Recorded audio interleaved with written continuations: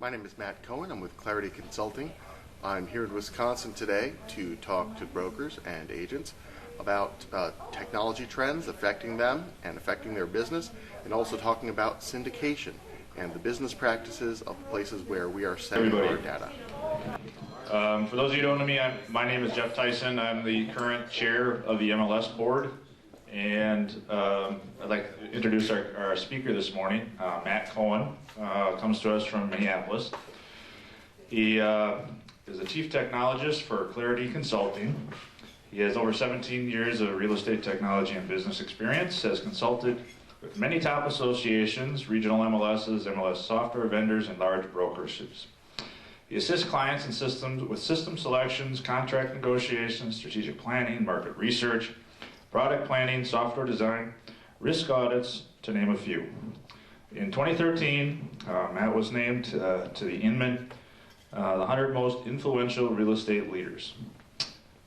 He is also instrumental in the recent formation of Red Plan, an organization dedicated to the protection and promotion of MLS and real estate brokerage intellectual property rights. So I'd like to introduce Matt Cohen. Thank you very much. Thank you for having me down here. It's certainly a pleasure coming down. Just an easy 2-hour drive from Minneapolis, and boy, this is just beautiful spring weather. I'm just glad we waited a few weeks until we got to spring, those crocuses and all that. Just like it so much. I'm going to skip all the stuff there. So we're going to start off with some technology highlights. It's always fun to talk a little bit of technology and things before we dive into syndication, which is sort of the meat of things.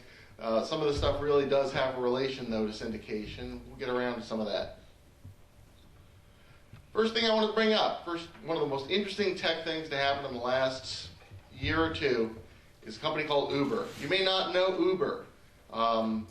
They haven't yet added Milwaukee to their list of cities. They're coming online just right now there. If you're not familiar with Uber, I think it's something that you'd enjoy. If you travel, you certainly will be seeing more and more of it.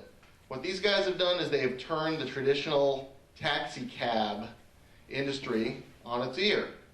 They use technology, they use big data, they use logistics. They take a lot of things we didn't used to think applied to taxis, and they have made a big difference. You can see here, I can just download the app, I just press I want to be picked up here. I can get a quote right away for my ride, what it's going to take. And I get a note. I can see Travis is going to arrive, how soon he's going to arrive. He can see me, I can see him, I can call him just with one click there. Totally different taxi experience. So what's interesting is that in the old days, no one thought that the taxi business would ever change. It's just taxi. Cars, people, meters, right? It is what it is. There's lots of regulation in different municipalities, medallions, and licenses, and all that stuff. So nothing is ever going to change in taxi land, but it has. These guys go into a market, they get a groundswell of support, all sorts of interesting promotions, and they get those local regulations changed. And they come in and they disrupt all the traditional taxi markets. They used to have a slogan, everyone's private driver. And they arrive in style there, that's really realistic. Those cars, they are spotless, perfect, beautiful black cars, okay? Small ones, medium-sized ones, big SUVs, you get to choose what rate you want to pay based on the kind of car you want to drive. Now they changed their punchline, their tagline, where lifestyle meets logistics. That doesn't sound like a taxi company. So if you think of Uber as a town car operating in a few cities, it's not very big.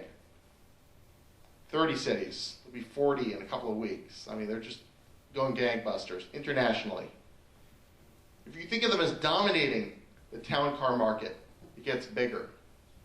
If they absorb the entire taxi market, in places where they are, traditional taxis are pretty much going out of business. It gets pretty big. If you think of it as more than people, as a personal logistics company that can drive your kids to school and back, take you to work, pick up your parents at the airport, drive you to date night so you can get your drinks on, it gets very large. When they start delivering packages, it gets even bigger. When it replaces your car, it gets even bigger. When it's a fleet of self-driving cars orchestrated by this logistics company, it gets really big. If you think about this as the giant supercomputing orchestrating the delivery of millions of people and items all over the world, you get what could become one of the largest companies in the world. And all from a little car company. Makes it easier for you to get a cab. It's not unrealistic. Wall Street's looking at these guys, something fierce. And even though they're not here with a big presence in Wisconsin yet, you're going to be seeing them, starting in Milwaukee. What's really interesting about Uber is that Uber doesn't own any cars. Okay, they contract with individual people with cars that want to drive for Uber. And they're blowing away traditional taxi companies with all their fixed costs. All those taxis sitting there in the garage getting maintained. Zillow, Trulia, Realtor.com, they don't own any real estate brokerage offices. Let's come back to that a little later. Another technology trend that's been really interesting lately has been big data. Data sets so large and complex that they can't be manipulated by traditional processes. Again, wow, that's a big, highfalutin computer science term, but big data gets us results. These guys are interesting. Clarity Client, a company that they get all of the social media streams that are available. They get Facebook, they get Twitter, they get all these things, and they monitor. They have a computer monitoring for language that might indicate interest in a home. As you can see the little quote there, need help, bro, got a new job, need to buy a house so badly, right? But they've built up this very complicated expert system that goes in and at the local level figures out, here are some actual leads to grab out of Twitter. And they know to leave the leads alone that say, you know, one of these days I will buy a house. One day, it's like no, not a good lead, right? Long incubation, not good. Okay, so it's interesting stuff. Again, these guys go through terabytes of data, slogging through, trying to figure out automatically what constitutes a lead for real estate.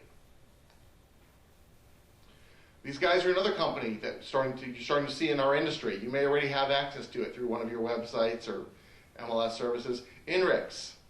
These guys have billions of real-time GPS probe reports every month, and in 15 minutes they create a map like this. Every 15 minutes they're watching all the traffic, all the driving traffic on all the roads in the United States. A lot of those signs you see on the roads, 10 minutes to here, 20 minutes to there, that's all powered by these guys. And they're spending some time getting involved in our industry, which is really great. And we're seeing more and more miles are being replaced by minutes. Here in this part of Wisconsin, 10 miles away, yeah, I'd want to live that close to work. In LA, that's an hour, right? So when your clients are starting to ask you about where they want to live, in the old days, as maybe today, we'd go to MLS and we'd say, okay, let's do a radius search for 10 miles or 20 miles or 30 miles around where they're working, try to find some listings, right? And these guys are working to replace that with minutes. So you say, well, I want to live less than 20 minutes commute. And we're starting to see this in MLS systems. You can see right there the max drive time with traffic. You can set that as and then you end up with a column in your one-line display. INRIX drive time. So again, that's the sort of stuff you can look forward to in the future. I know a number of franchises already put this kind of stuff on their website. And just a heads up, all this kind of stuff powered by what we call big data. It seems really simple, right? It's just a search in the MLS, but it's powered by a lot of real-time traffic data. Another trend we're seeing in our industry, not so much here, but other markets for sure, certainly in luxury markets, we're seeing drones used, not necessarily military drones. I could think of some uses, but here's one military drone called Gorgon Steer. It has cameras, 12 cameras taking pictures constantly. We're seeing them used for delivery by Amazon. They're trying to get approval. Always love this. I see you have guests. You may also be interested in curtains. So there's some privacy concerns with all these drones flying around, right? Amazon flying up to your door, peeking in your windows. Google's getting in trouble for what it's doing. This is only going to make it worse when you get off the street and you get up into the air. We're seeing them used for safety. As you're biking out on the open road, nice to have one of these in front of you, monitoring to make sure you don't go down, calling for help if you get in trouble. In real estate, we are seeing them used professionally in real estate. And that's a pretty nice view of the front of the house, right? Good photo number one. Again, what happens if someone's in that pool or sunbathing near that pool? That's a whole other matter. On Inman News, you probably saw there's an 8-minute video. If you've never seen it, it's probably worth going to that, doing a search. A great introduction to drones and real estate, how you might want to use them. Some of my clients down in Texas are finding them especially useful when down there they have the ranch property class. And you can really get a better sense of tree coverage and other things like that from a drone flying low than you can any other way. And whenever there's a new technology, there's always someone a little afraid of it. There's a product called Drone Shield. This is actually marketed mostly to hunters. You want to get a little alert when the DNR sends their drone overhead looking for people. Interesting trend, that. Home automation. It's another trend which is really interesting. I'm sure you've seen ads for things that will adjust your thermostat, adjust your lights, adjust all sorts of things, lock your doors. I think it's really interesting, especially the idea that we could adjust the thermostat and lights before going to do a showing. Right? Wouldn't it be nice to get that house up to temperature and be able to keep it at a lower temperature when it's not being shown? Especially for those unoccupied listings. I think it's really important that brokers and agents start to understand home automation, what it can do, that there are different standards that don't all talk to each other, that there are hubs, products like Revolve that can be used to bridge the gap between this model for doors and this thing for thermostat and all that. And again, whenever we get to any small appliances that might be mounted on a wall like this thermostat, knowing what conveys becomes important, right? We all know a $1 million deal goes up in smoke over a $100 toaster oven sometimes, right? You just weren't specific about what's going to convey in the transaction. And things like home automation, it's a good question. We don't really have a lot of established practice about it, and people have different expectations. You're going to see it more and more. In the future, maybe it does away with the realtor's lockbox value, right? I mean, showings, when the homeowner they already have a lock system, unlocks, locks, their own smartphone apps and all that stuff, right? They could have video, they could see who's coming and going in the house. It's going to start to impinge just a little bit on some of the value that we bring with things like lock boxes. Okay, those are some interesting technologies. I just wanted to put them out there. They're kind of fun. Another critical trend we're seeing in our industry is increasing off-market and off-MLS transactions. I don't know how prevalent they are out here. There are some markets where we're approaching 30%. Folks are not putting the stuff in the MLS. And of course, this has a tremendous impact on being able to do CMAs. In some markets, it's pretty tremendous. This is what it looks like out in San Jose. 15% off MLS, 8.6 double-ended deals that were sort of in the MLS. And a number of exclusions they don't even know. The harm of these off-market listings is demonstrable. Jim Harrison out there on the West Coast, he looked at homes listed in the MLS, and he compared them against homes that were sold by agents, not FSBOs, that didn't go into the MLS system. He actually dug through his own data locally and found that things in the MLS were selling higher by a double-digit percentage in many counties. There's one or two counties where it was pretty even, but there were some counties where there was a huge difference. And this is a trend, off-market listings. There's also something called pre-MLS. What it comes down to is realtors not giving the listings appropriate exposure. We're already seeing rules from Fannie Mae. I'm sure you're aware, if you have some of those institutional investment type homes, where they're starting to put rules in where they say you have to put in the MLS for 5 days, including at least over a weekend and all that stuff, because they know they're getting less if it's not in the MLS. So again, this is a trend that is, I don't know how prevalent it is here, but it's something that I am nervous about, very, very nervous, because it would not take a lot for us to see a whole new set of regulations just like RESPA. And of course, while they're fixing this, they're going to fix 5 other things that didn't need fixing, right? Just saying. Got to keep an eye on that. Locally, MLSs are starting to study it, discussing it with subscribers. Some of them are putting in education regarding the ethics of not giving the home its proper exposure, implementing stronger rules and disclosures. Some of them are going all the way to fines, mostly not. So that's another trend that's out there. It's important to know about, and if it's happening in this market, I think everyone knows if it's happening or not. It's something to get ahead of, because it damages cooperation between brokers and agents. It damages the MLS itself as an industry. We're an industry that gets by on cooperation. It's how it all works. It's how we make sure we give the listing the proper exposure. Again, there's been some damage in certain markets around that. So just keep an eye on that one. Website screen scraping. It's another trend we've seen in our industry. Around 2 years ago, Kurt Beardsley, that gentleman over there on the screen, went around saying, look guys, we have just spent $1 million getting these screen scrapers off our website.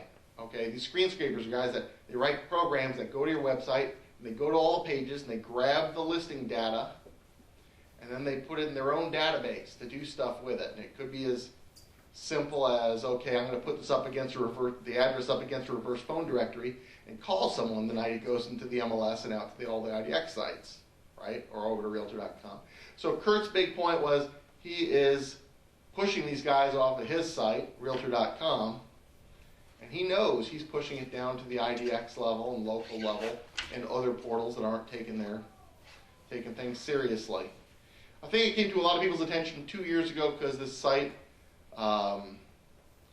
which you might be familiar to you, I blanked it out because I don't want to get legal things put on me there. But these guys pretty much admitted they'd had a whole national portal off of stolen data, off of data they'd screen scraped. Of course, they say it's fair use. It's okay. It's online, so it's got to be okay, right? To use it in accordance outside the terms of service. They don't care. And these guys don't care. The national data thieves, they've got a map like this. They got 50 states worth of data. I know I'm only showing 48 here. They know that if MRIS and North Star MLS win their individual cases, because those two MLSs have gone after these guys, they win those cases, their data map's going to look like this. Not so bad, right? So it's really hard to go after these guys individually on an individual basis and actually make an impact, because they know very few MLSs are of size and have the resources to go after them. And when they do, the map doesn't change that much for them.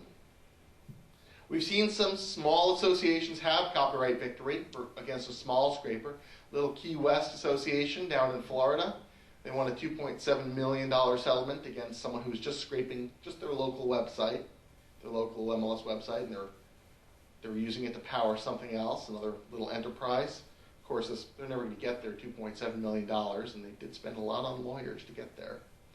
So, as mentioned, one of my recent initiatives is to start an organization called Red Plan, which is a nonprofit association. Been going around the industry, getting MLSs on board and associations on board. And the goal of it is to get together and collaboratively go after some of these bad guys. Okay, with helping MLSs understand the copyright best practices, getting the copyright assigned to them or licensed to them from their brokers, and then doing copyright registration is needed to have something that you can defend. Again, if you're a broker and you haven't gone through the copyright process, or if the MLS isn't doing it for you, it's very hard to go after folks that are doing bad things with your data. Promoting IP rights. And by promoting IP rights, I mean going to some of the buyers of this, let's just say, gray market data, and making sure some of these banks and others, you know, you're getting some stolen data there from this company or that company. Going after the buy side, going after the Johns, they say.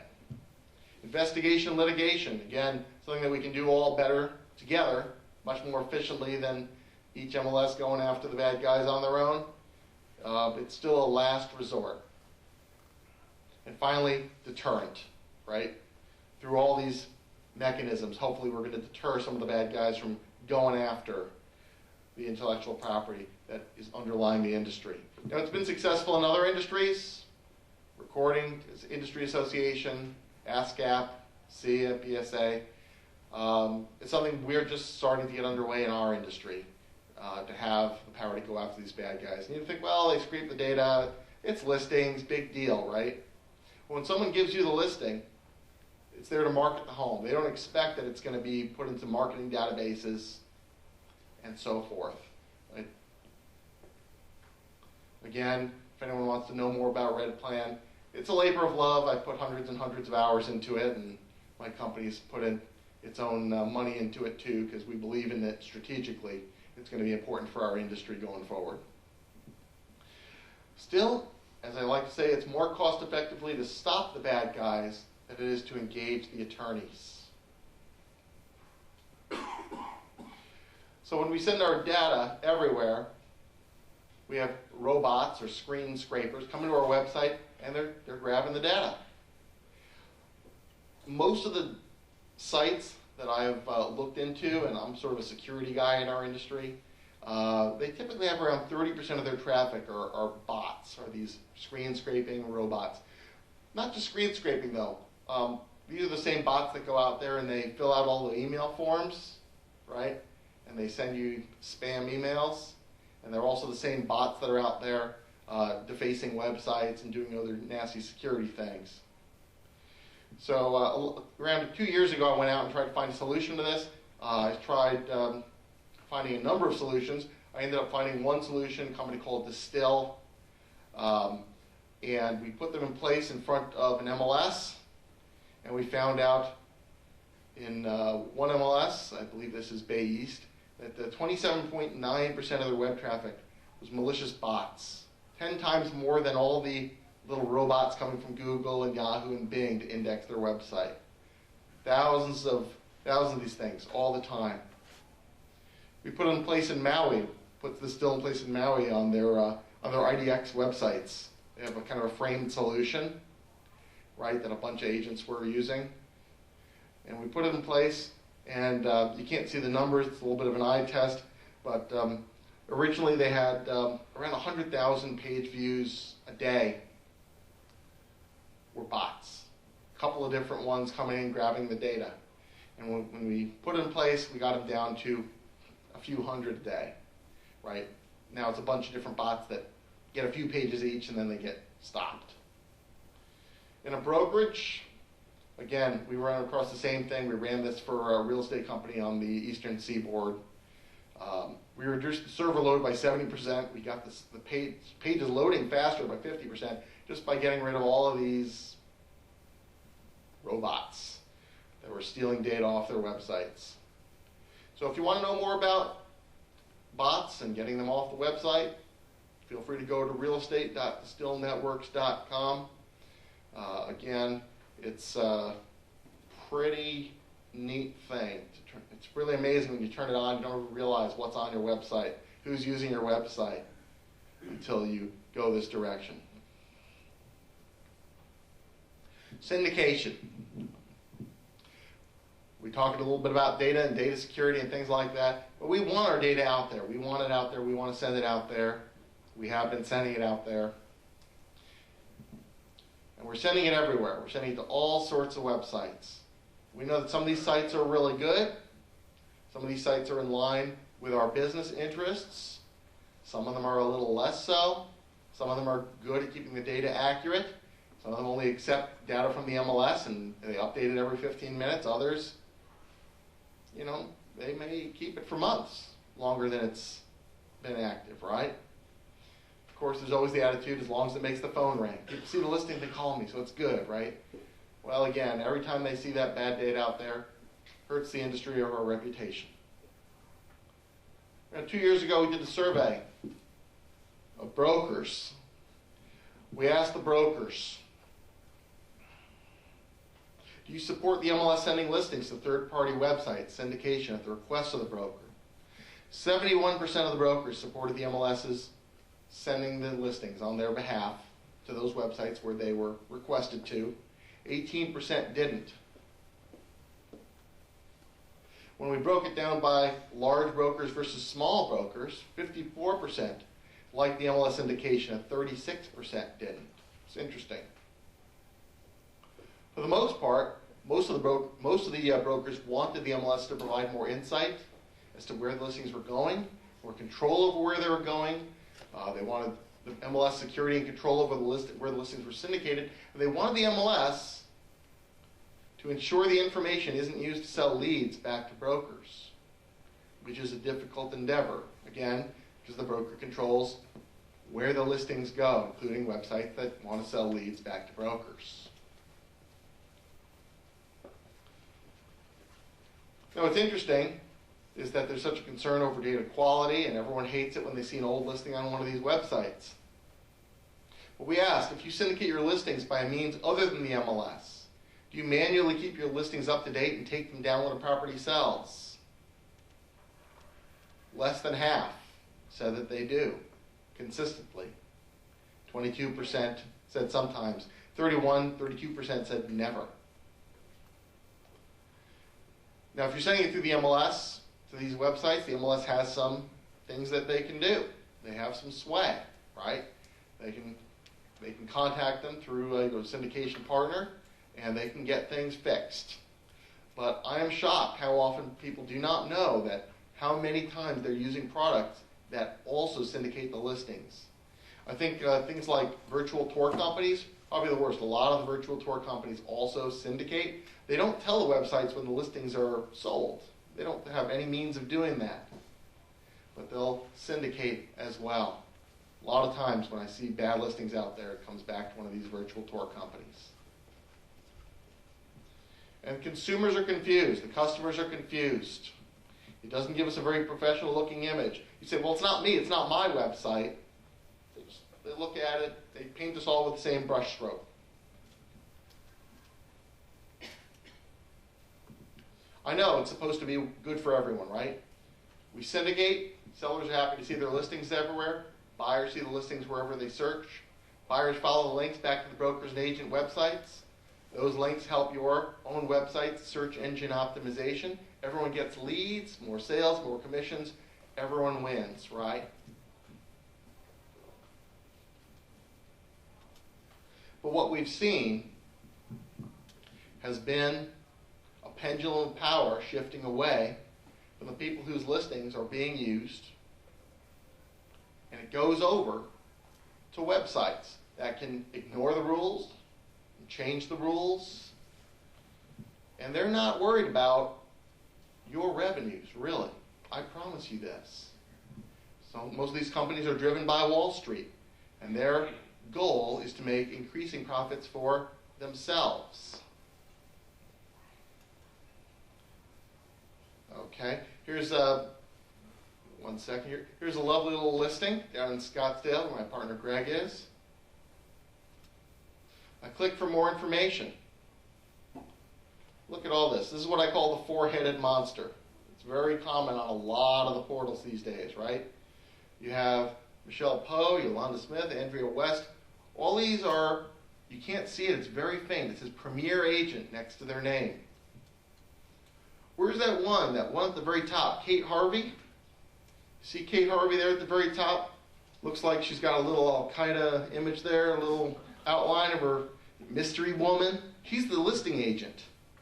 Yeah, she looks great to the consumer. Okay? So again, they're very good again. Sites like this are very good about hitting brokers against brokers and making broker dollars fight broker dollars, where all the dollars end up in their pocket. Okay? And again, you might click on a link that says contact agent. Contact agent. In this case here, this is someone that didn't claim their listing on Zillow. Doesn't even show the agent, right? It just shows buyer's agent. Contact the local buyer's agent to learn more. These buyer's agents probably don't know much about the property, right? All they know is what's in the MLS. Certainly don't know as much as the listing agent. I'm not against buyer's agent, by the way. I believe they form a really important part of our ecosystem here. I'm just saying they're using your listings to take leads away from the listing agent, which is kind of funny. So that people are starting to realize that these portals are starting to draw a line, starting to cross some lines. And if you go to some of these websites, and I'm not picking on Zillow specifically, I'm using them for a few cases because they are the big one. Just try to find the contact information, right? If you go to ListHub, right, it might say, oh, of course, this site, they get a big gold star because they show the contact information. Well, if you go to some of these sites, you may have to scroll down 7 screens below all the content to get to your phone number, if they're showing your phone number. You gotta look at these sites. You gotta say, are their interests in line with my own? So people laugh at Zillow and the estimates. They say, oh, those aren't accurate, and their data accuracy stinks. It's funny, as I did a little look. I went to the AVMs, these valuation models, the Zestimate, the one on Trulia, the professional one from CoreLogic, the one from RPR. They're not actually all that different from each other. Okay, people like to laugh because the estimates started off really inaccurate, but they're getting a little better. And it's not like the consumer actually cares. They keep going to this site regardless of the bad data. Plus, it's out of date, right? Oh, who wants to go to Zillow instead of the broker's website? Because Zillow and Trulia are out of date. Here's a lovely example. Went to this site, went to Zillow here, and they said 4 days on Zillow. It's for sale. But look at down there at the bottom there. The heating type is unknown. The basement type, unknown. Fireplace, unknown. Floor covering, unknown. Attic, unknown. That doesn't sound like something that came through the MLS, did it? Went to Realtor.com, not for sale. What's going on here? Turns out, I mentioned this before, this is yet another case of someone, before it was even listed, went to one of these tour factory, went to one of these websites, right? Do virtual tours. And these guys sent the data, whatever there was, off to Zillow and Trulia and other sites that would take it. So again, you got to be really careful. But the point I wanted to make is, we all think, well, it goes to the MLS and then it goes to all these websites. It's not necessarily true. But at least we tell ourselves, well, you know, at least we as brokers and MLSs are the technology providers for agents. Okay, well, these guys do advertising. Brokers and MLS provide this technology. I don't know how many of you are watching. Okay? There's Trulia signing a joint marketing agreement with .loop, which is a document management company. There's Zillow providing leasing tools. Zillow buying Market Leader. They're not going to be just an advertising company. They start off saying, you know, just trust us. We are just going to be your marketing partner, right? That's the phrase they all use when they start off. We're your marketing partner. And for free, we'll give your listings great exposure. And at the end of the day, they're going to come in and fulfill some different roles that you may not expect. So I asked this question, and I want you to think about it. Who will provide the operating system for agents? Who is going to provide the technology? Who's going to provide the training? Who's going to provide the support? Traditionally, it's been a shared thing. Mostly brokers and certain things that are needed between brokerages, the MLS has dealt with. Again, Just recently, Zillow launched Agent Folio, which makes MLS prospecting and agent websites a lot less valuable. They're just starting to roll this out. But what this tool has that none of your websites probably have, my experience, is what they call social buying. Most of your websites out there, it's focused on an individual. I'm signing into my account. I look at my homes. And maybe, how do I put this? I can't invite my friends to come in and look at the houses I'm looking at in sort of a read-only mode, or help rate the houses, rank the houses I'm looking at. I can't just send my wife a link and she has her own little account. It's really kind of focused on an individual, client, the client collaboration tools in the MLS or your websites. But that's not how people buy homes. They buy homes collaboratively with the opinions of their families and their friends. And again, these guys are working on creating that operating system. We're seeing other acquisitions. Zillow bought HotPads, Rent Juice, they buy Folio, Diverse Solutions, more tech, mortgage, right? Now that's where they're starting to collect. Once they have the traffic, they're going to start getting into the mortgage business, right? Now I don't know how many of you have those ancillary service relationships, but I know quite a number of brokerages out there that they get a lot of money through those relationships. In fact, if the average nationwide is $200 a side, sometimes those mortgage relationships you can get $800, $900, $1,200, depending on the mortgage. These guys are not just going to be we're going to market your listings to consumer business for long. They are setting the infrastructure up. It is not deniable. Recently, Trulia acquired Market Leader for $355 million to take its business beyond listings and into software as a service for real estate professionals, providing the CRM systems, customer relationship management systems. Forget if I have something on this later, but something to be aware of is that, when the agents are using the tools provided by these companies, who owns the data? Who owns the client data? Who can do what with the client data? Let me tell you, if you look at the terms of service, they are not in your favor.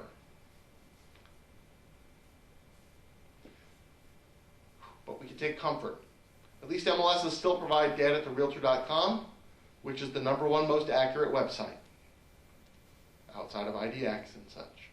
The question is whether consumers really care.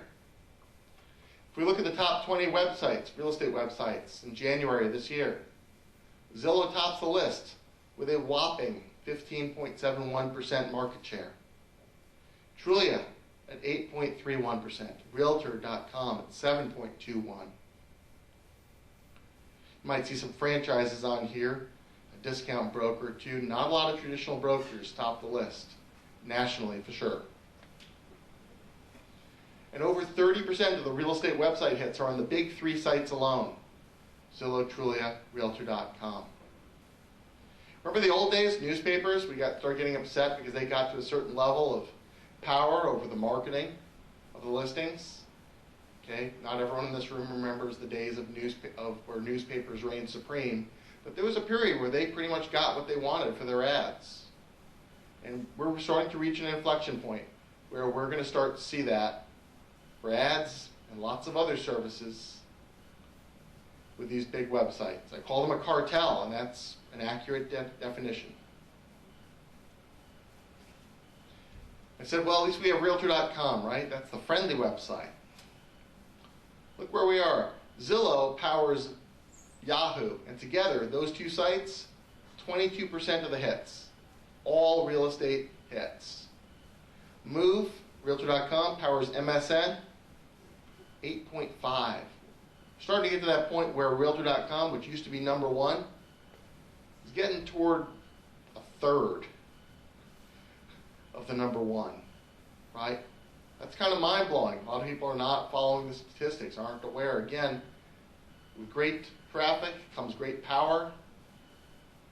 Power doesn't always come responsibility. Looking at the local level, I don't have the local statistics for your market area. I tried to get it from one of my sources. couldn't get it to me in time, unfortunately. But something to note, and I would suggest that you look into this yourselves. This is an example of a local market area down in Houston. Just to give you an example. Zillow, Trulia, Realtor.com, Yahoo, Homes.com, which by the way is generally a pretty industry-friendly website. Some rental things, MSN, Apartments, LoopNet, HomeAway, Redfin for rent, Zip Realty, Caring, Century 21, big franchise. Hard.com is the MLS's public website. Oh, actually, this is again a national look. Sorry about this. This is the national look still. HAR, in their market, HAR.com for Houston Association of Realtors, that's the #1 website, right? Zillow, Trulia, Realtor.com, down low. And they can't get much of anything down there for their advertising, right? Because HAR rules it. So just a quick aside on interpreting portal traffic. You start looking at the numbers like that, where Zillow and its partner has 20-some% of the traffic, and soon they're going to have 30. Are they replaceable? Again, on its own, 12%. Something to think about, especially when you're talking with clients about the online world. Web traffic is only a certain percent of the total marketing of the home. You know this, right?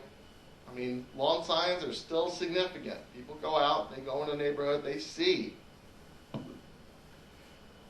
National Association of Realtors did a survey of their members, and they said, well, actually they did a survey of buyers and sellers. And on the buyer side, they said, what percentage of you found your home, the one you purchased, online? Only 40% said they found it online. This is 2013. Year before that, it was 39%. Obviously, back in 1996, it was 0%. But only 40% buyers found their home online. So what does that mean? Zillow has 12% of the web traffic, but in terms of the total exposure, marketing the house, it's really 12% of 40%. If you're looking at the bigger picture of the entire marketing the home. So that's only really 4.8% of marketing the home. So when someone says, why don't you have your listing on Zillow? Well, that's only 4.8% of our marketing effort, right? You think it's a lot more because you see the ads on TV, right? And again, I'm not picking on Zillow, they're biggest, they're easy to do the math on.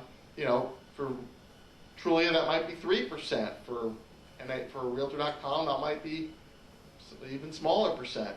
The point being, you got to look at this in the big picture. And again, at some point, you're going to get questions about why do you have your listings here, why don't you have them there, and you need to understand what the traffic is and do the math.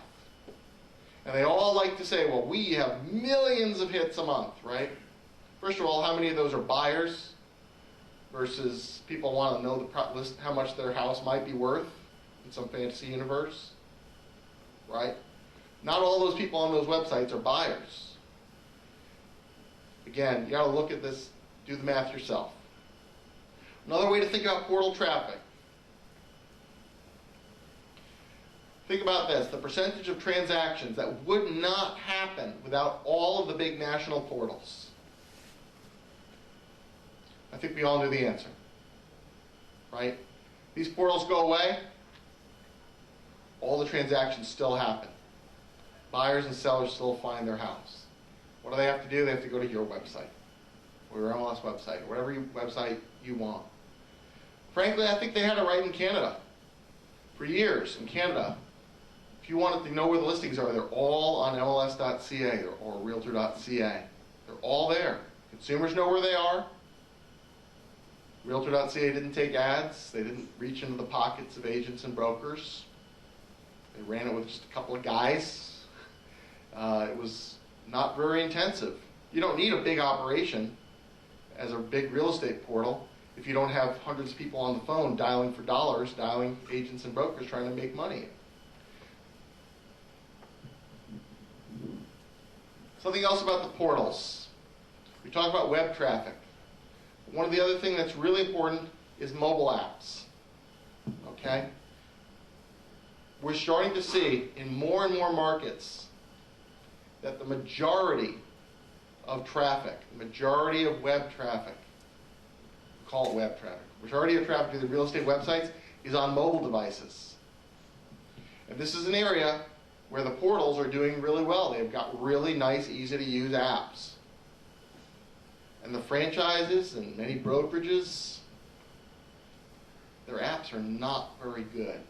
Again, if you want to end up on a website, big, long paper describing exactly why.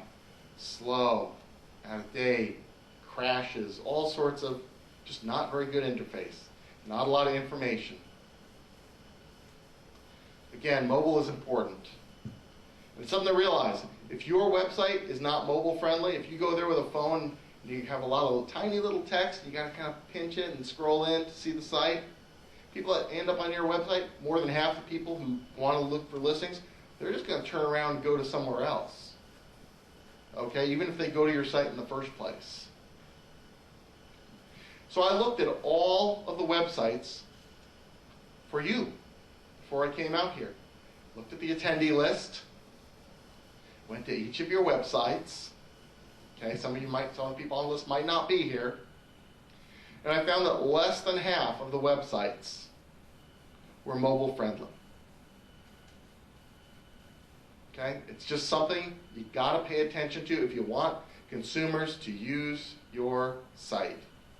And by the way, those people that are on mobile, those are the people that are more serious in general about their home search. They're the hot leads. They're the ones that are out there in the field. They're in front of houses. They're pulling out their phone. They're looking for more information.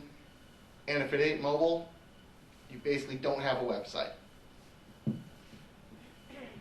Okay. Now, another thing, and this is gets a little technical. Most of the mobile-friendly sites that I saw were what we call adaptive design. So you basically get a different website when you're on your phone than you do when you're on your computer or your big tablet. The problem with that is that most of those designs, most of the ones from people in this room, were not the full site. Were not, frankly, compelling experiences. Lacked a lot of the content that you bulk your websites out with. Sometimes it's just a very simple, very, very simple listing search. And again, you compare that against Zillow, Trulia, Realtor.com with school information, neighborhood information, statistics, all that stuff. And you got to ask yourself, are we playing to win? Right? It's not enough to have checkmark compliant. Yes, we have a website. Give ourselves a check. We got to ask ourselves, individually and as an industry, are we playing to win or aren't we? What's kind of funny, by the way, is on your Android device, if you have Google Now, it's a kind of a new service on a lot of the newer Android devices. When they went for real estate content, they went right to Zillow because they always go to the #1 site, the #1 source of data, regardless that their data was not as accurate as, say, your IDX websites. They just went right to #1. And here's Zillow. You say, I want my listings on Zillow. And Zillow re-syndicated your data, sent it over to Google for a whole new web application. And I'm sure Buddy Jay Thompson over at Zillow would think differently, but I had to think the attitude has got to be, what are you going to do about it? Right? If you want it on Zillow, they're going to get to do whatever they want with it. What are you going to do? Take it off Zillow? Let's take a step back. I know that gets real negative. At least the realtor associations are advocates for home ownership and have political power.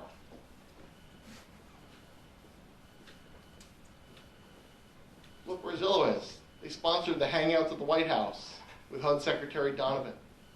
Dr. Humphreys, who's the economist at Zillow, quoted a lot more than NAR's Dr. Ewan in the mainstream media.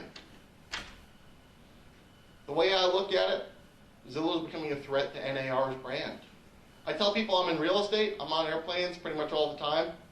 I'm not driving across state lines. And people say, oh, real estate, Zillow. That's not a good place to be. And agents are starting to thaw. That first they were, oh, they made fun of Zillow. They made fun of all these websites, these third-party websites, and it's not as good as our stuff. They're starting to not fight. And you got to ask, why not buy software, like all these packages that they're buying, from Zillow, Trulia, Realtor.com instead of the broker, instead of getting them from the broker, instead of getting them from the MLS?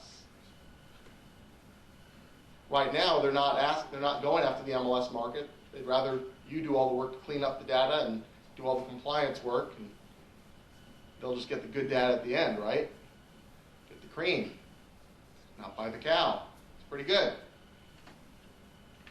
And the portals are starting to lead on that home ownership charge. I'm sure everyone here remembers when Zillow came out with their first commercial. You're not looking for a house, you're looking for a place for your life to happen. That was one great ad. You gotta give it to them. They really know how to capture the imagination. So it's not a big deal, right? They got the traffic, they're doing what they want with the data, they're leading the charge for home ownership, they're becoming the source of technology for agents and systems and tools for agents instead of brokers. No big deal. No big deal. I'll tell you, this is what's keeping some brokers up at night. Take a look at this business card. What do you see? Oh, it's an eye test from the back. Zillow Premier Agent. It's ahead of the Coldwell Banker branding. Right? She's barely recognizing that she's a Coldwell Banker agent. She's a Zillow agent. Something to think about. You're looking at your relationship with these websites, these relationships with your agents. It's happening. It's really happening. And some of the business practices really are not in line with your own. And again, I can point to any number of portals. I'm just using Zillow as an example. I could use some of the others as well. You go look at these sites. Look at this Zillow special offer, $5,000. Mention you found this home on Zillow, receive your special offer at closing. Who do you think pays that $5,000?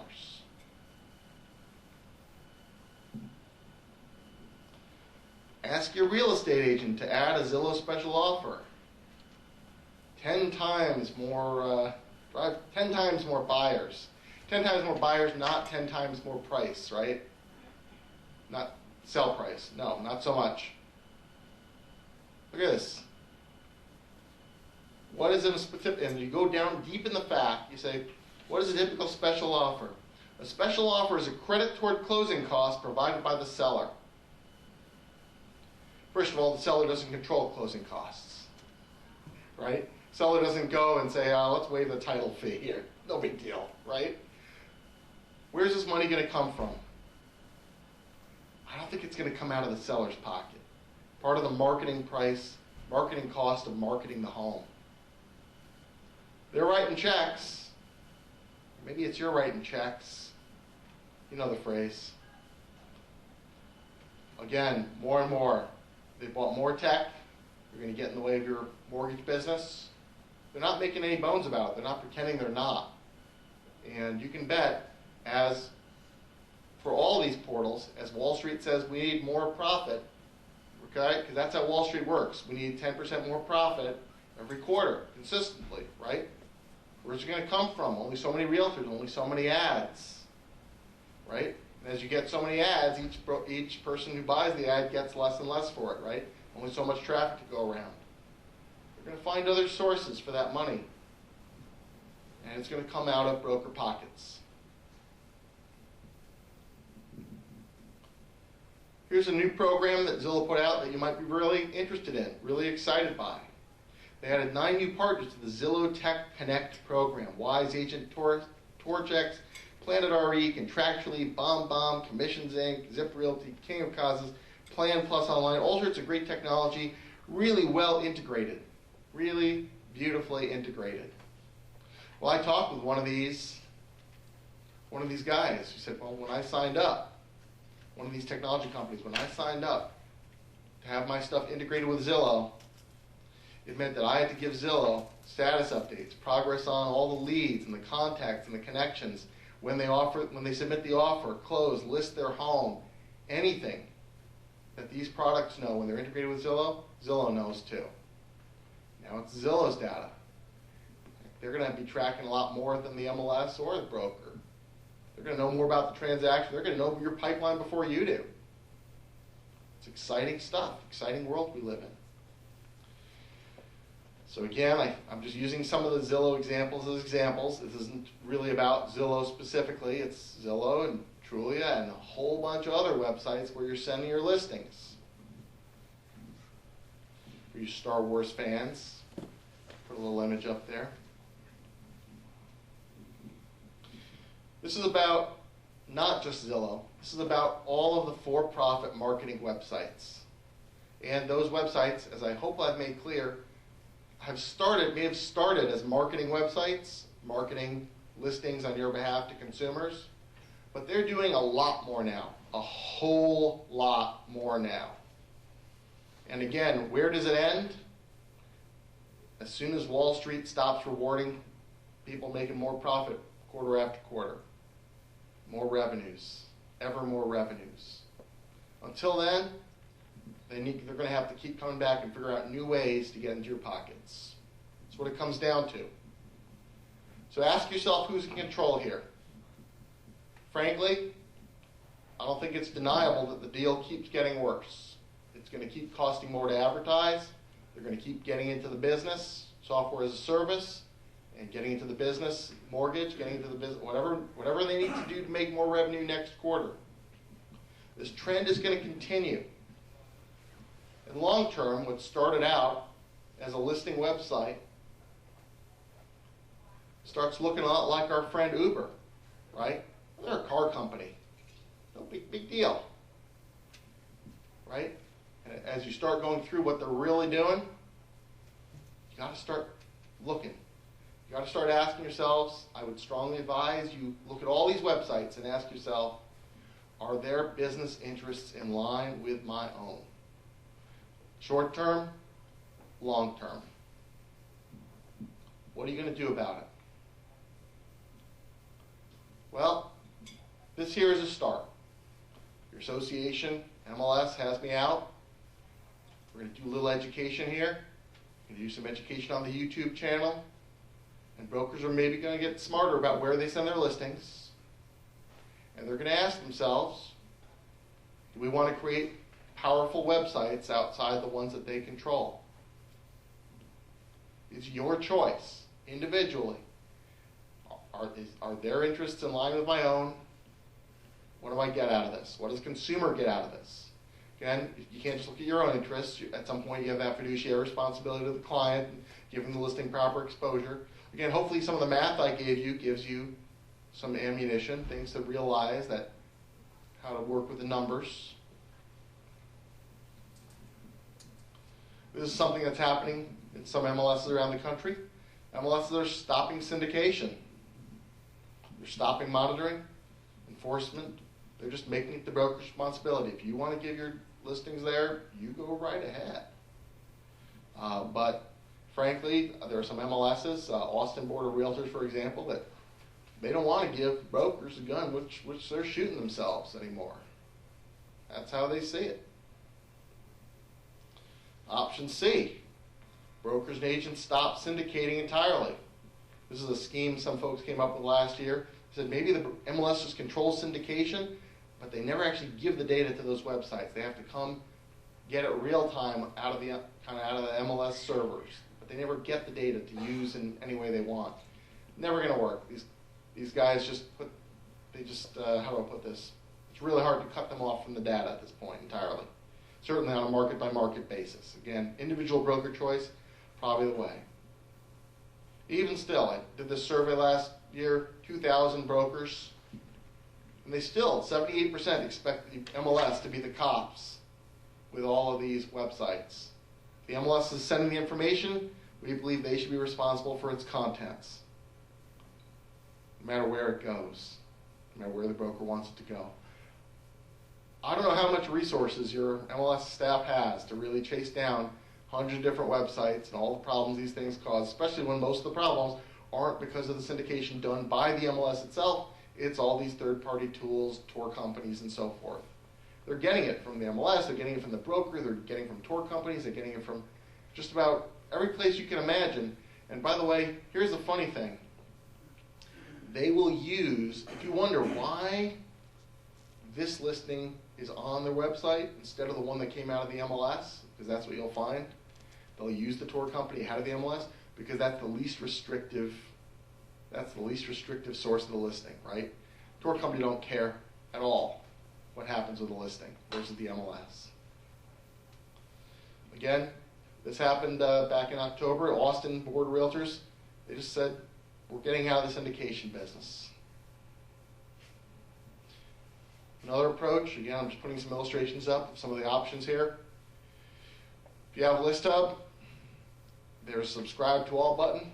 Please do not click that button. Ideally, I would strongly suggest you look at all the places you're sending your listings and think each one, is this a good deal for me? Is it a good deal today? Is this going to be a good deal tomorrow? And again, much as I love the folks at List Hub, they're really solid, awesome people. This is really complex stuff. The simple scorecard, again, where it says, sure, they show your contact information. It's a yes or no in the List Hub scorecard, but it doesn't say, yeah, but 7 screens down where no one sees it. Okay? You got to look at these websites, and that's a lot of work. Sure, a lot of work for your agents too. Again, your board can do education, your MLS can do education on these websites, but again, it's very difficult to get between broker and marketing opportunity. Something I suggested a few years ago, on a white paper that's on my website from 2011, I published what I called the Syndication Bill of Rights, 10 things that brokers should be asking for from these websites. Okay? Pretty straightforward stuff. And then I went through, and this is actually an update from 2013, where I said, well, what's Realtor doing? What's Zillow doing? What's Trulia doing? Are they displaying that listing broker firm name, telephone, email, listing agent name, telephone, email? Providing that prominent link to the broker, agent, or MLS website, your choice, right? And not putting in place a special tag to make the search engines not recognize that your site's on the other end. Nope, not so well. No one was graded very well in this. If the publisher displays non-listing information, non-listing agent information, then should the full contact information be provided at no charge? Parties clearly identified as a listing agent? You could read it there, you could see. Again, I just went through making sure there's a process for data accuracy, making sure that the listing data was last confirmed and updated, and the name of the data provider is on the website, that the publisher respects the intellectual property of brokers and MLSs. Terms and conditions don't require brokers and agents to give up rights or grant rights in perpetuity to these portals. You'll note the no's next to that one, okay? Not good. Read those terms. Read those terms. Resyndication and sublicensing. Being willing to provide aggregate statistics back to you about web traffic. Dealing with screen scraping themselves. And not resyndicating or powering websites that fail to uphold any of those other items. Those are sort of the top 10, and some of those are in many parts. Those websites are not doing so great. In fact, between 2011 and 2013, they went backwards. Again, these websites are very organized, and they depend on you all being busy and disorganized to get their way, get what they want. Things to think about. So what other people have done regarding syndication at the MLS level? List Hub, right? That's what you use today. And they negotiate some pretty good agreements. Are they perfect? Do they really deal with the Bill of Rights as I've laid out? No, not so much. But it's certainly better than no agreement, the kind of agreement the broker's going to get on their own. It really is. It's one of the reasons when you have the MLS there to negotiate as a group and List Hub on their behalf, all of their customers' behalf, negotiating, certainly they have a pretty good agreement. Point two, there's another syndication company out there, competitor to ListHub, they are striving to get increasingly better agreements in place to protect the broker's interests. Of course, what does that mean? The websites will do their best not to get the data from point 2. If there's any other source possible for that data, they'll skirt around and say, well, we didn't use your data from that source, we used it from this other source. Okay? Some folks are trying to negotiate better data licenses. Northern Alabama MLS with a tech company called Bridge, they're doing that right now. Sandicor out in San Diego limited the numbers of photos sent to these portals. And they added agent contact watermark to the photos. So that regardless, if you're going to show the photos up at the top, at least the listing agent's contact information will be sent at the same time. Claw, that's combined LA, Los Angeles, Westside MLS, just recently, last month, decided they were going to delay syndication by 48 hours. Okay? Agent and broker websites still get the fresh baked bread, right? And people learn, people in the market learn. The fresh baked bread is over at the agent and broker sites, not over on these other websites. And again, as I mentioned, ABOR, Austin Board of Realtors, stopped providing syndication to everyone but Realtor.com. At the broker level, we have brokers that are starting to withhold their listings from some of these websites. Abbott Realty was one of the ones that led the charge out of San Diego. Edina Realty, here and in my home turf of the Twin Cities. Nothnagel, it's a big one out on the East Coast. Cryer Lake, which is big in the East and Southeast.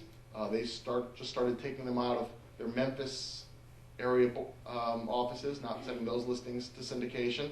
And a few others. It's happening slowly. I like what Edina's done on their website. They haven't gotten much press for the fact that their listings, most of their listings are not over on Zillow, Trulia, and so forth. Okay, but on their website, they did a little study and they show up to 50% more listings. They have a lot of market share in my area. Okay, 50% more listings in major market areas than national sites like Zillow. That's compelling. And frankly, to me, kind of warmed my heart. I was looking for a home. I'm on the street. I'm seeing all these red signs out in the yard. I pull up Zillow, no listings. Where do I have to go? The place that's on the sign. I went to DynaRealty.com. Had to. Can't search for a house realistically in Minneapolis using Zillow or Trulia. Not even Realtor.com so much. So again, the power is with the brokerages. Obviously, when you have major market players in Minneapolis, Edina has a pretty good sway along with Cole Banker, Burnett, and all that stuff. You can do a lot more. Again, they're depending on you being fragmented. So there's market power and there are brokerages that are paying attention. Make a difference. And I know it's hard, right? The minute one broker pulls back, another broker will say, in their listing presentations, but I syndicate everywhere, right? So I'm the place you should list, right? It's very hard. And then you have to backpedal and do all that math like I just did, saying, look, it's only 12% of the exposure and only 4% of the overall exposure marketing your home. You've got to start doing the math if it's complicated for people. I understand how difficult this is. I really do. Something I thought was interesting, something I looked into just recently after I got the call from Rhoda here. I thought, well, you know, this has got to come back to return on investment, advertising and returns, right? Everyone's business people, brokers are business people. You look at the numbers, you make good choices for your business. No one's ever published a significant study on syndication return on investment. Not a portal. Not one of these syndication companies, certainly not no one independent. It's on my list for my infinite spare time, maybe next winter. But it's interesting, right? You know, when you're really successful, you want to promote how successful you are. You want to say, you know, like Google does. They say, well, you know, here's what you get out of your advertising dollars. These sites don't do that. And again, even if you're making money on one side, you know they're taking money on the other side, right? Out of the software, out of the mortgage, out of all the other pieces. Look, there are plenty of positive and negative anecdotes for each one of these websites. I know I've got broker-type friends that are plenty happy they get business out of these websites. There's no question. You buy enough ads, you go to the premier level in Zillow, you're going to get some leads. Again, no one I know has done the math. The one company I know that I'm sure did the math, Edina Realty, they pulled out. But again, everyone's experience is different.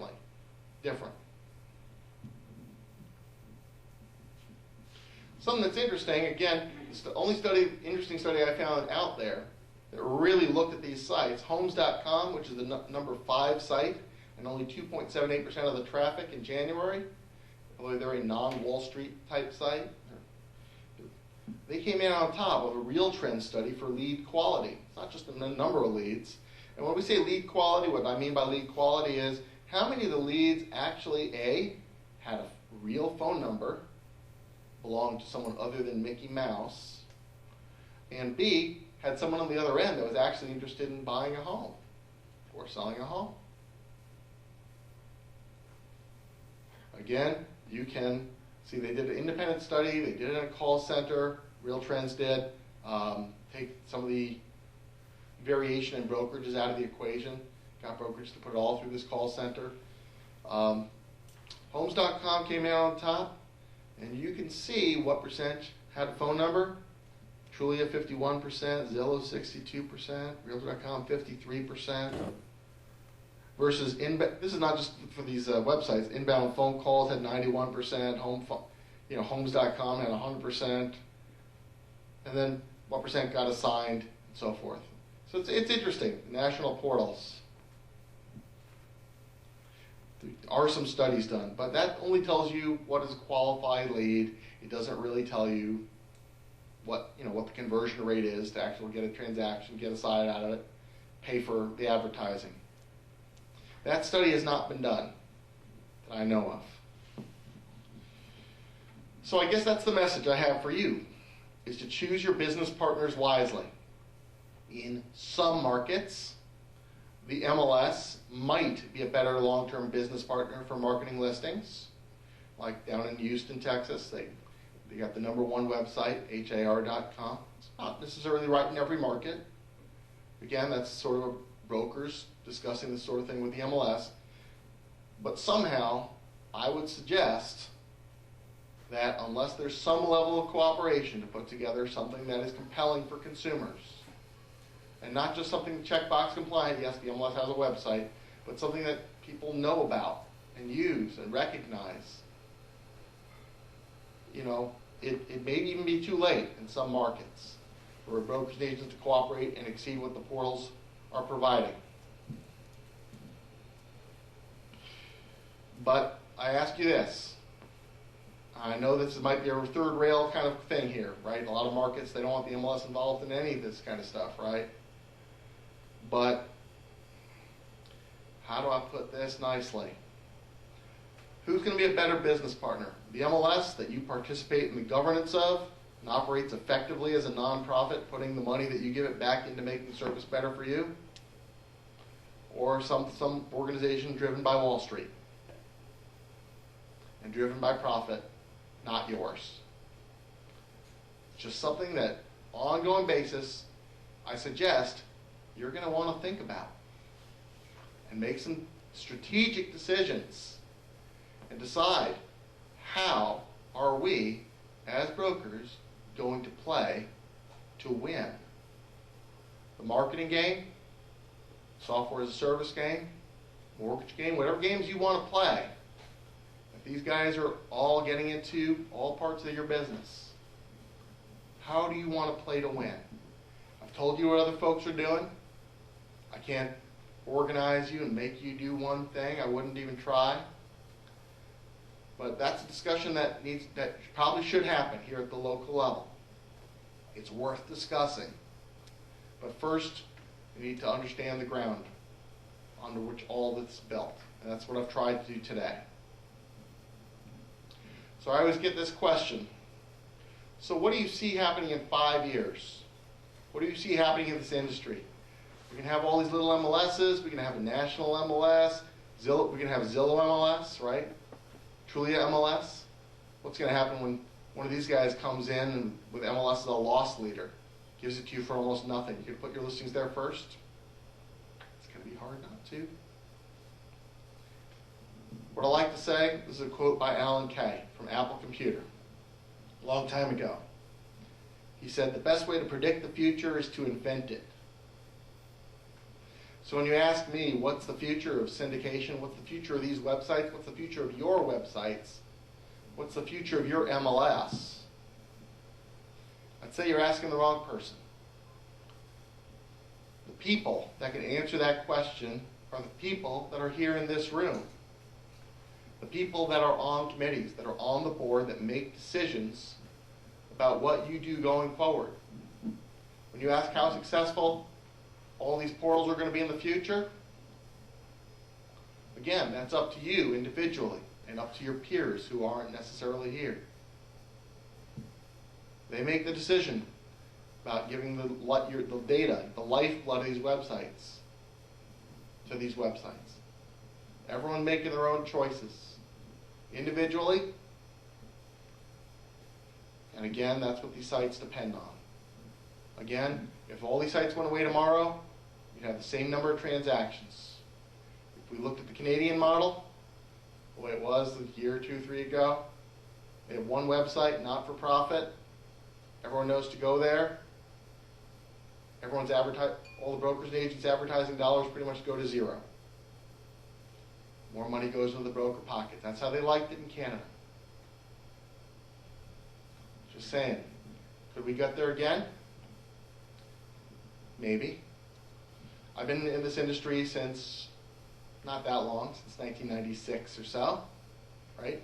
And I remember the first round of websites, cyber homes, the original cyber homes, right? Home Advisor, Microsoft Home Advisor, the lion coming over the hill, circle the wagons are on Realtor.com because Home Advisor's here, right? All sorts of others, right? I have tons of old slides from those days, tons of companies that everyone would thought would be here forever, right? Advertising the homes. Well, you gotta put it on cyber homes. They're gone. This round, I think they're going to be a lot, I don't know, I think they're going to be around for a while. The kind of valuation Zillow has in the billions of dollars, I don't think they're going anywhere. But certainly, when it comes to the consumer experience, they're depending on you, giving them all the listings. Without that, they don't have a compelling experience. If that's marketed locally, feet on the street, you know what? Who benefits? You all. Again, I recognize the value these sites do have. I really do. You know, when they come in and they say, we're marketing partners, and they act like marketing partners, they don't get into these businesses, you know, it's valuable. But again, I'm seeing where they're moving into some areas where there should be some concern. There should be some discussion. Maybe there should be a little pushback.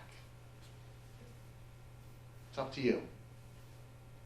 The future, your future, when it comes to your relationship with these websites, it's all on you. The future of these websites, it's all on brokers and agents collectively. So I hope that gives you some sense of what the syndication landscape is. I know that some of you might have come thinking I'm going to do a song and tap dance about how wonderful marketing opportunities are out there. And they are wonderful. These sites do reach a lot of consumers. But there's a dark side too. You want to understand the good, the bad, and the ugly, and make some business decisions. So I hope that helps you in your discussions going forward. Well, thank you.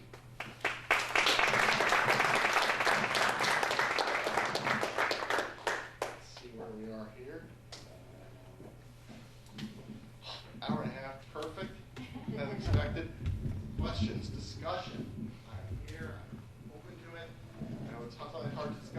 things with groups of your peers, but competitors, peers. But yes, sir. You referred to the Canada plan a couple of times. You said that's the way they were. That's the way they were. So what's happened since then? They have started to dip their toes in the water of syndication, just a little bit.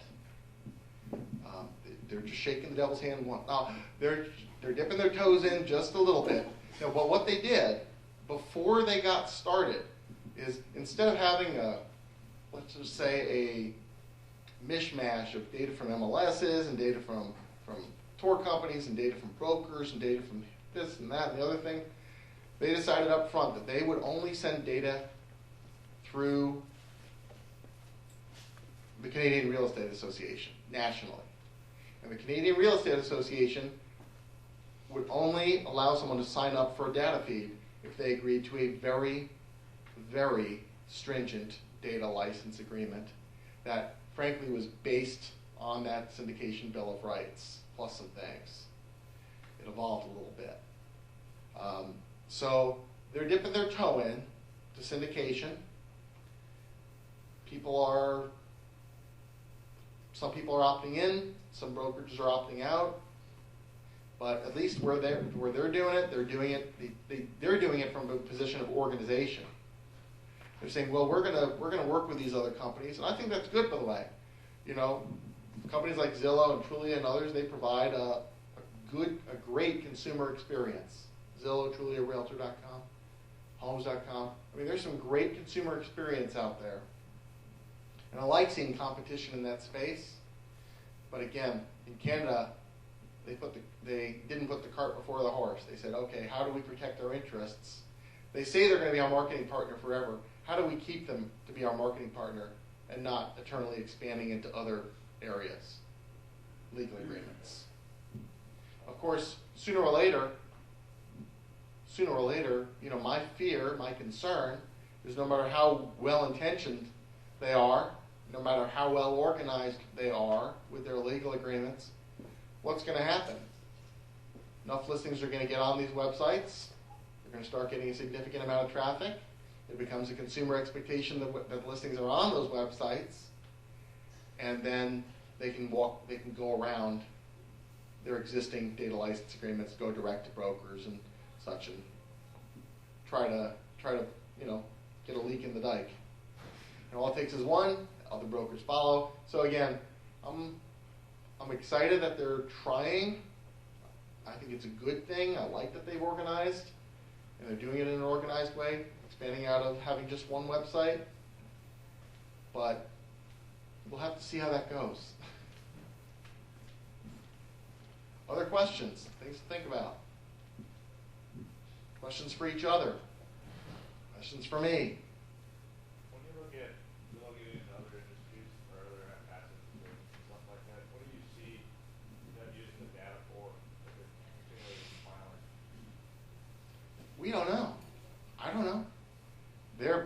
What are they going to use the data for is the question. As they get in and they do these integrations and they get this data back, what are they going to use it for? I can't even imagine what they're going to use some of this data for yet. I mean, certainly when they have better information about what's coming down the pike, right? They see what's in contractually, they see what's in some of these other softwares, they can see what transactions are coming, they see what the pipeline's going to be. What happens when Zillow has the only leading indicator, right? They create a leading indicator, the authoritative indicator for where the housing market's going. That's one little thing they could do with it, trivially, right? What else could they do with it? Haven't even thought about it. But, you know, it's interesting. It goes back to why I started off with some of these technologies. You don't always think about what you can do with the big data until you have it. All of a sudden you realize, wow, we have all the traffic information. We can do things a whole other way. Wow, the traffic information and some other technology, we can route cars more effectively and you end up with an Uber, a logistics company. Who knows, when they see all that data in front of them, what they can do with it? I mean, we can't even dream yet. But I'm sure someone there is starting to think about it. Wish I had a clear-cut answer for you, but I don't. Yes, sir. You mentioned Tour Factory, and I know recently they've been knocking on doors around our marketplace, but, so they're one just, There's nothing bad about them, and they make nice virtual tours, don't get me wrong. right. But when they syndicate your listings, if you allow them to syndicate your listings, then sometimes, first of all, those listings will get there ahead of your actual listing in the MLS, which can cause certain problems, right? Sometimes it even gets there ahead of your agreement with your seller. That can cause even more problems, right? Again, if you get that done early enough, it can cause some problems there. And they send the listings hither and yon. And also, again, just be aware that they may not have a process for getting those listings off these websites once they're out there.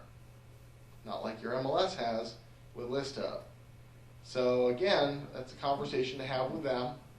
I'm not saying anything bad about Tour Factory other than, as a service, well-intentioned or, they're putting the listings out there and it's causing certain issues.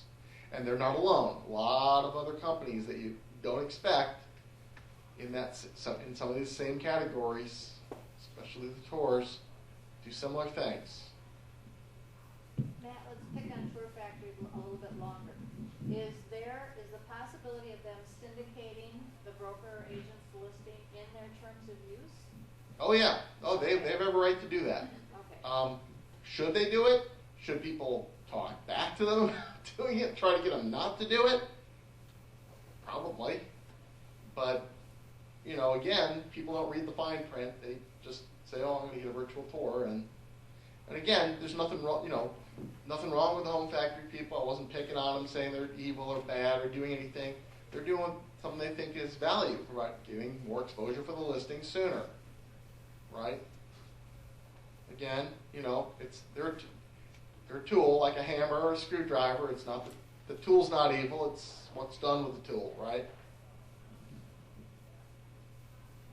I'm not calling them a tool. Other questions? Well, I'm going to be out here and I'll circulate, and people can certainly ask me questions in private. Certainly you have my information if you wanted to pop me an email and ask me a question. I don't begrudge people. I'll turn on the consulting meter for a quick email question. I'm always happy to follow up with an audience member and make sure people get the most out of things. Yes, sir. Are you working at all with MLSs and or seeing? I guess you say Canada has, they just go all with one MLS and that's where they know to go, but One website. one website. Yeah. Are you seeing? Is there potential for more cooperation? Some of these brokers are concerned as well. I mean, one MLS over here, I'm on a borderline or whatever. Are you seeing MLSs starting to maybe talk to you and say, okay, you want your local control, we want our local control. When we get to the borders there, I mean, are you starting to, instead of paying twice the price? Absolutely. Absolutely. I work with a lot of MLSs on this, what we call regionalization, or I like to call it MLS cooperation, because it doesn't always involve merging and becoming one humongous regional. There are a lot of models for MLSs cooperating. It can be as simple as exchanging data, like you have here in Wisconsin. You have WIREX for exchanging data. The problem with that model, there are a couple of problems. It does take a lot of effort to keep the data flowing and accurate, and there's a cost to it, and there certainly is a, how do I put this? The big boards tend to make out better in those license agreements because, well, they can afford to bring all the data back into their home system, so you do one prospecting search, one CMA, one everything, even if you're on the border, versus some of the little ones in these data license agreements, and I don't know about some of the WIREX specifics, but in other markets I've dealt with, the little ones, they don't have that, and so they kind of get the short end of these data license agreements. There are other forms of regionalization and MLS cooperation. For example, I've got some clients that they don't want to get rid of their local MLSs. They have to keep their local organizations, but instead they share a system. They say, we're just going to we're going to keep our own companies up and running, their own identity, their own chart, their own way of paying. People only have to belong to one, of course, and they share a system. They have a system in common, one database, one interface, one everything, which is a lot easier than having a bunch of little systems, right? There are sometimes issues with that, right? One of the organizations will say, well, I'm going to be the cheaper one. And then the other one says, well, I'm going to be a little cheaper than you. Third one, I'm going to be a little cheaper than you. And then, well, I'm not going to enforce the rules so much. Well, I'm going to throw an ice cream party every day. I mean, what ends up, not making light of it, is you end up with some of those situations where realtor dollars fight realtor dollars, where associations and MLSs battle to the bottom. And really, in the end, everyone kind of loses on those. Now, I'm not saying it can't be done well. It can be. It can be. All these models can work. And again, all the way to what happened recently in Indiana, which I had some involvement in, where a whole ton of associations just said we're going to close down our MLS operations and have one regional MLS, and that can happen. And we're seeing those grow. In California, we have an MLS now with 71,000 members. Okay, pretty much everything north of San Diego, up through all the rest of Southern California, minus a couple of little ones here and there. We've got MRIS out on the eastern seaboard with 40-some thousand members. Chicagoland with its 50,000 plus. We've got a lot of regionals forming, and again, a lot of models in between. Doing data exchanges, doing sharing systems, doing all sorts of things, shared services. There's a lot of details, though. There's a lot of details that go into these arrangements for MLSs cooperating. Making sure the rules are in order, making sure the rules are enforced the same way, making sure, I'm saying there's a lot of details. And when it's not done, obviously there's an impact a good impact for brokers on the pocketbook, on the wallet, but sometimes there's a negative impact for associations when those efficiencies come into play, and so preparations have to be made to not to throw out the baby with the bathwater, not to create too much disruption and harm things that are good. Like I said, I'm involved all over the country in these arrangements, trying to facilitate them, trying to help people choose a model that's going to work for them. It's tricky. I wish it wasn't, but it is. Yes, sir? I'd just like to ask this question, and this is more just to kind of clarify about today's meeting and what's going on here. My understanding is that you're explaining that the syndications, or the ability for us to agree to syndication, is allowing us to provide information to these different websites that data mine, take information that maybe we have and create their own types of websites, create their own abilities for buyers and sellers to go in and get the information they want, and possibly give mortgage information and possibly give listing information, many different avenues. And my understanding, if I'm understanding you correctly, is that what you're saying is by giving these different companies this ability, eventually it could take to the point that buyers and sellers can go directly to these companies and eliminate the need for brokers and real estate agents within. Well, Is that correct? well, I think I don't want to put words in your mouth. I think you're taking it beyond where I took it in saying that they could eliminate the need for brokers. Certainly, we've seen, certainly we have a lot of regulation and rules and other stuff that makes it very difficult to replace brokerages, certainly. Trust me, I do not think that some of these companies want to take on the liability and the less romantic side of the business. Well, you know how so many homeowners right now are just, for sale by owner because they can get the information they need and We're certainly opening up the door. Yeah. We're opening up a door. I'm not saying that they're going to go through that door. I did make some comparison with Uber. They don't own car companies. They don't own taxis, but somehow they're in the taxi business. They don't own delivery vans, but they're starting to get into the delivery business. let's just say, I think the relationship could evolve further. What is the relationship of the brokerages and Zillow and Trulia and Realtor.com and Homes.com and all the others? That relationship could change. What's going to happen in the future, again, is kind of up to this room and everyone else. You're just here to enlighten us because we're so busy in real estate selling and buying that we're not paying attention. I just want to make sure that you're aware that these companies are out there. Here's what they do with your listings. Here's how they display your listings. Here's how they're getting listings. Here are companies they're buying that may make you uncomfortable. Here are practices they're engaging in that might not be in your interests. And so you can ride herd on that. You can say, so that you can, I want to make sure you have information so that you can start to look further, to recognize that what was a simple relationship, we give them listings. They give listings exposure to consumer. And at one point, of course, it was free, and they'll always be free, because, right, at first. That is changing, and it's going to continue to change. And I just want you to be aware so you can make business decisions and do your own looking, do your own research, make up your own minds about these sites and how you want to relate to them. Just be aware that at a certain point, cartel style, these sites are going to have a certain amount of power. Like I said, Z decided one day they're going to give the data to Google. What are you going to do about it? What's going to happen tomorrow? And what are you going to do about it then? Again, it's getting harder and harder not to put your listings on these websites, right?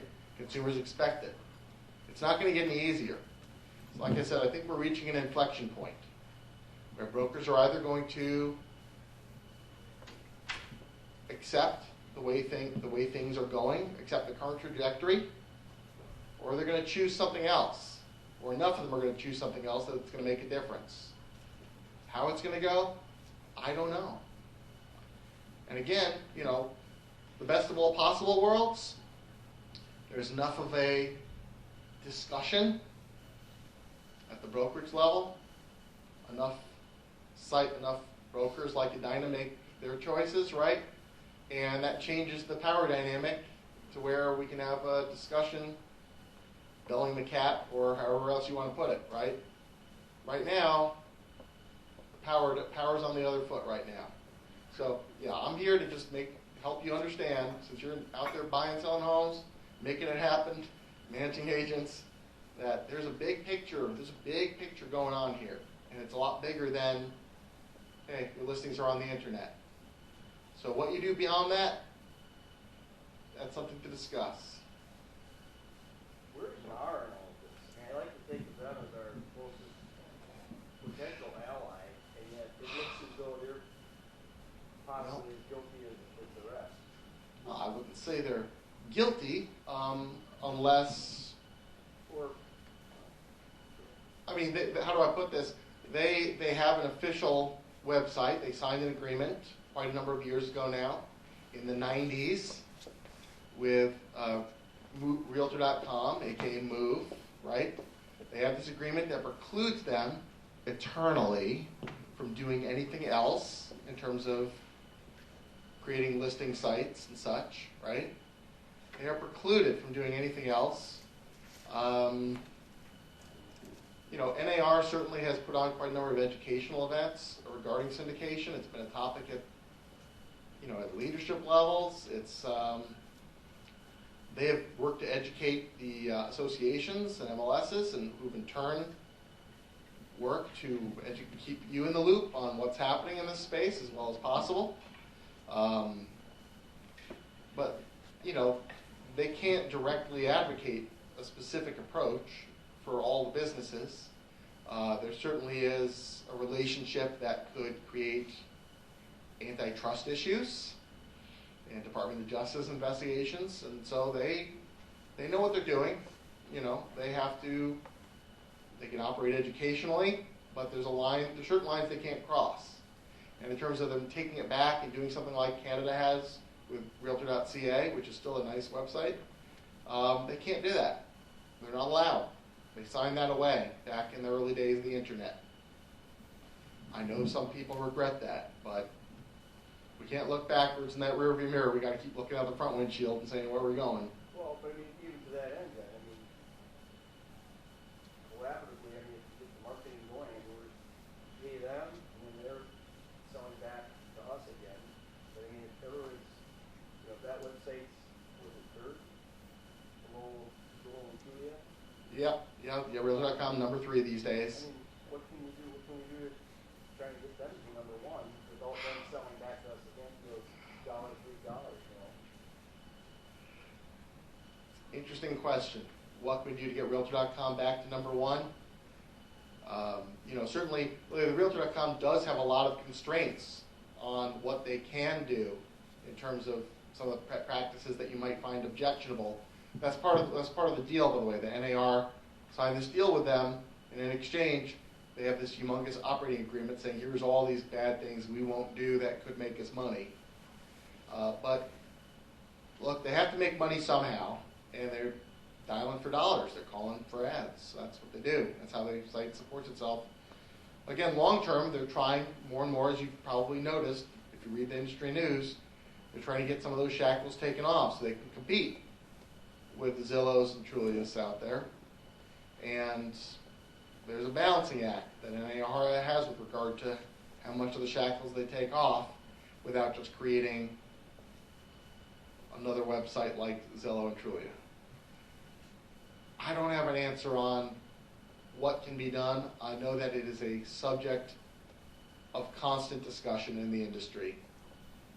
But there's, again, that's kind of the balance. Either we have the shackles on, you can't do this, you can't do this, you can't do that, and it's harder for them to compete with these other guys, or we take off the shackles, in which case, well, we just kind of lost our industry-friendly site.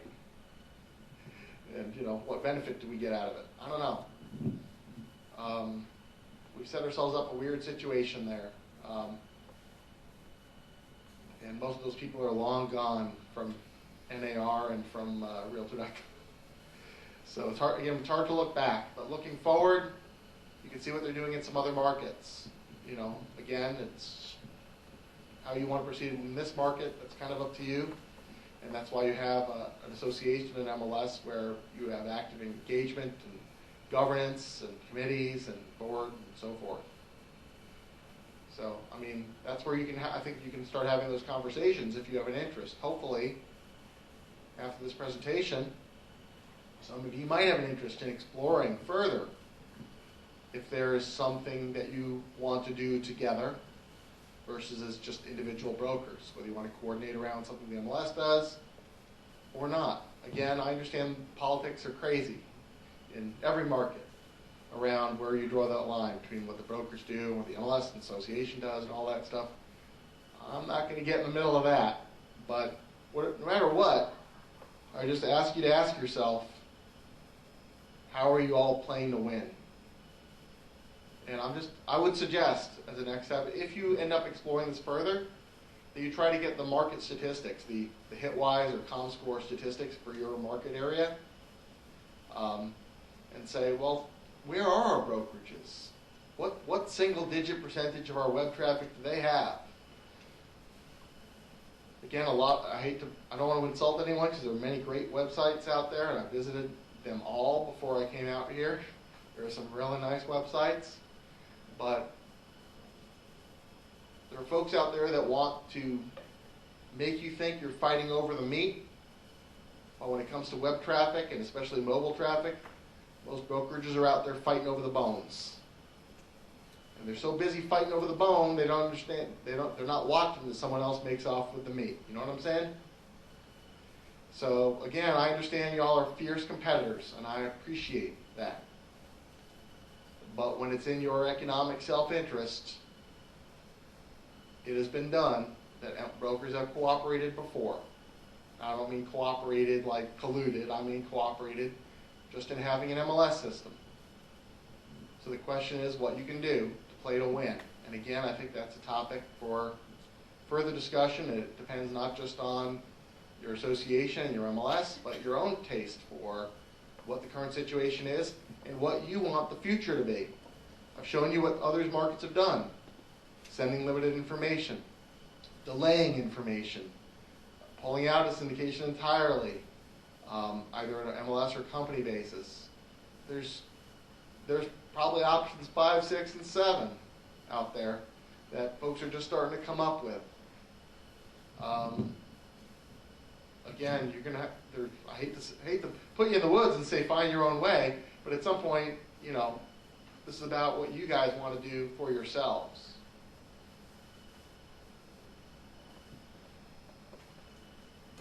Other questions? Yes, sir. This is one last question I have. In my opinion, looking at the MLS side, it comes down to economics. It's a lot of brokers. It's a lot easier to syndicate, try and compete with all the other brokers. So, the companies you referenced in Minneapolis area, those are the top 3. I know it. Okay? They can do whatever they want, basically bring it all in-house.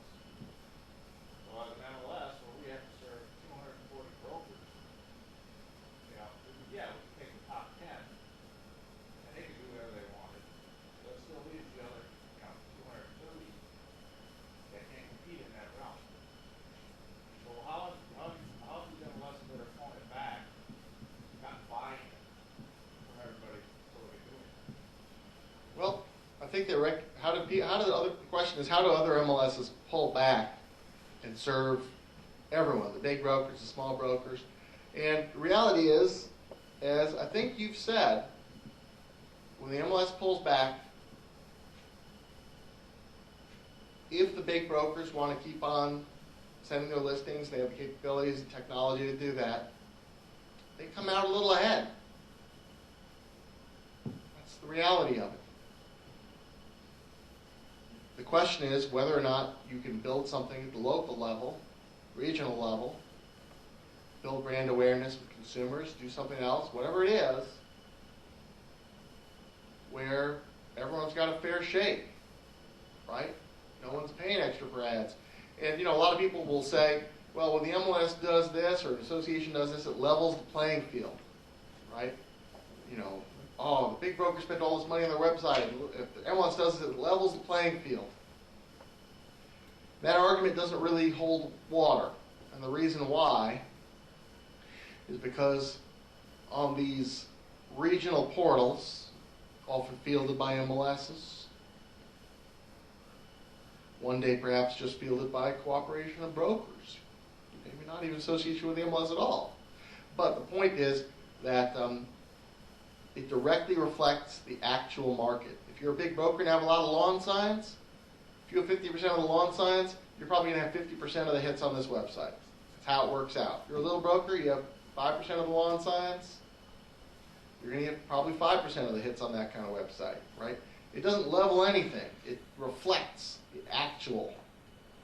Again, you know, the alternative is continuing to outbid each other for ads. And how sustainable is that going to be? How sustainable is that for the small brokers? That's a question.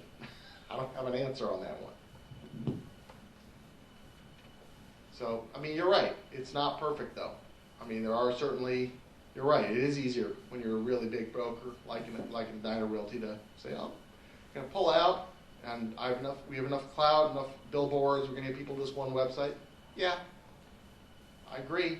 It's not perfect. There is some short-term advantage. Again, that's why I said, what do you want your future to be? What kind of future could you build individually or cooperatively that would do the best by all of you? You know, that's what the MLS is all about, right? That's what your association, your MLS is all about. You're fierce competitors, and within certain rules, you've found a way to cooperate in a way that is best for everyone. Again, that's why oftentimes in the past it's been the MLS that's taken on that role locally, Houston or otherwise. You know, they also, I mean, they've done it in many other markets. They've built a really, really powerful websites that have kind of started to blow away some of the portals. I think you can certainly talk about some of those sites, but you know, again, they use the MLS as the basis for that because the MLS is a place where brokers already know to cooperate. But again, it doesn't have to be done that way. You can imagine another future, right, where it's just some sort of broker cooperative. I don't know. We can all just imagine. We can start thinking, well, what do we do? How do we become the top of mind place where we're not spending a fortune competing with each other to do the same thing, competing with Zillow, TrulyARealtor.com, Homes.com, and hundreds of other websites?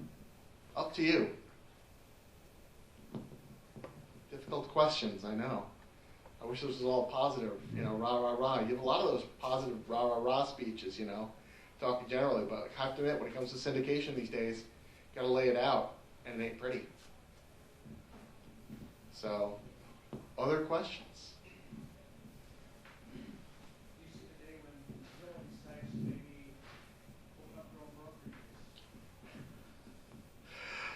I've seen that suggested. I've also seen the idea that Walmart will have their own brokerage as well. Can't, I,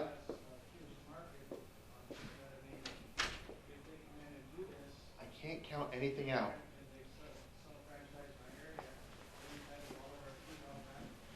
Well, you've already seen on that Coldwell Banker business card, right? That lady was basically a Zillow agent already on her business card. It's not that far off. Look, it certainly is a possible future. You know, frankly, there are some areas where the portals have stayed away from, these advertising portals have stayed away from.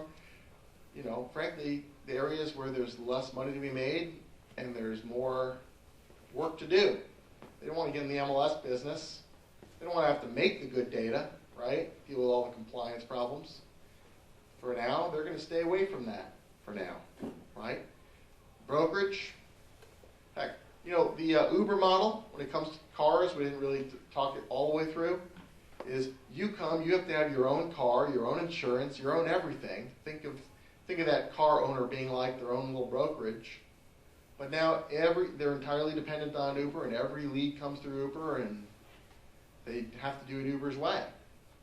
And maybe one day that will be the future of brokerage, where, you know, if you're used to doing it your way and you're used to doing it your way, maybe one day you're all going to work for one of these portals.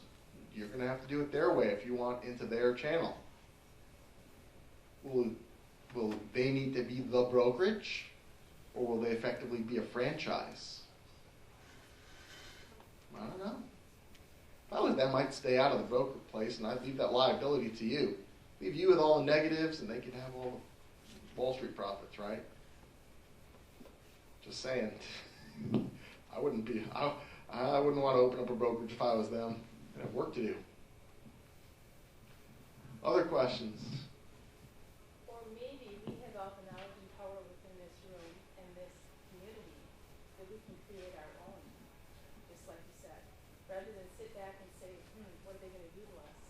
We create our own. That's what I'm suggesting. I'm not suggesting you create your own. I'm suggesting you think about how you would win. Maybe that involves creating your own. Maybe that's all of you working together. That's hard. Little broker always worried about the big broker eating their lunch, right? Oh, they're pretty good together. But that's what I'm saying. At some point you have to say, look, we're not winning this battle on our own. That's why I said you want to look at the traffic. You want to look at the traffic in your local market. Again, there are statistics reports that you can pick up. I tried to catch one for free for you, but I couldn't get it in time, certainly. You know, look and see where you are. But I'm just telling you, it's unlikely that many of you are on the top 20 list for your market in terms of web traffic. And and apps, app traffic. Think about what that is. Think about what that is for your future. It's up to you, whether you work together or you work individually and make some individual decisions. That's the future for you to invent.